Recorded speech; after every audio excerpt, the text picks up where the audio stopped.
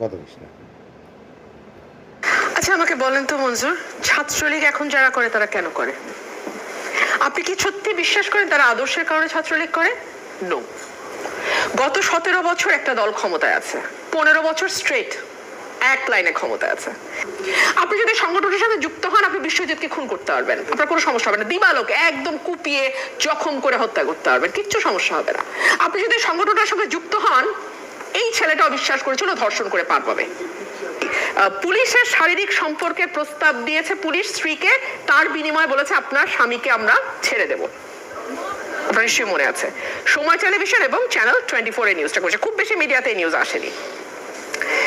এই যে এই ধরনের কাজ করা যায়, এই ধরনের প্রস্তাব রাখা যায়, এটা কিসের আলামত? এটা কোথা থেকে শুরু? এটার আমরা এতদিন দেখেছি টাকা দিলে পুলিশ ঠিক আছে ম্যানেজ হয়ে যায়।